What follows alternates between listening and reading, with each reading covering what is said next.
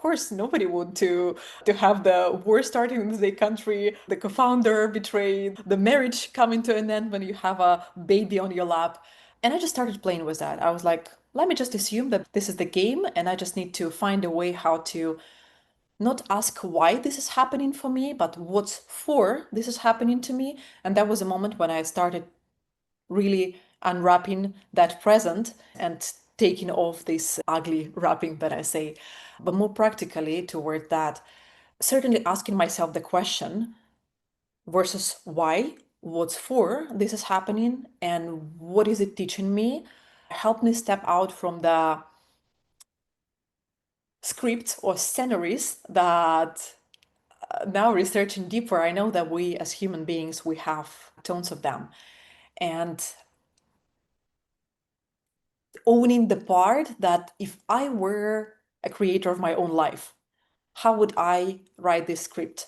And that took me also on the journey to not only drilling the past, or not at all drilling the past, but actually setting up the vector for the best future. So then the present and the past can realign.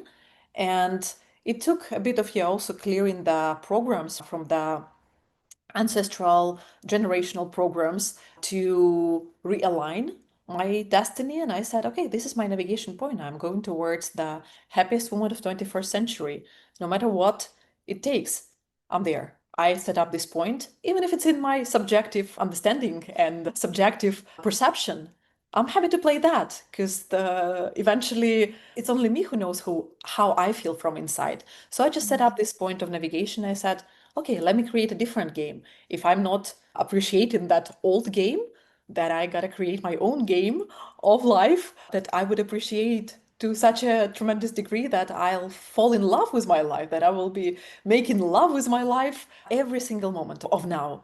And that's what I decided to play. And that put me on a beautiful path of deeper understanding how the consciousness works, on how the human body construct works, and how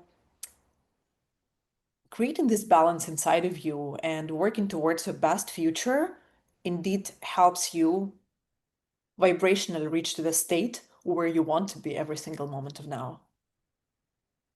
So that was the shift point. That is so powerful, Natalia. First of all, I love that metaphor that you're using. What is the gift that is here in this ugly paper? Let me just unwrap that. That is basically being able to see the things for what they are instead of labeling them as good or bad, or as we don't want that, we reject that, or we accept it. It is, I feel a curiosity and an openness for what is. And it's absolutely true that if you step away from the why when these bad things happen and you turn that around the way you did, that you open a completely new playing field, if I can call it like that. And what I also love is, and that has maybe not been very clear in our conversation, is that you have developed a methodology to share this with other people, that you have basically documented that journey and built the complete fundament in order to share it with other people that want to go that same trajectory instead of clinging to the past or being in a victim role or whatever in terms of what happens to them.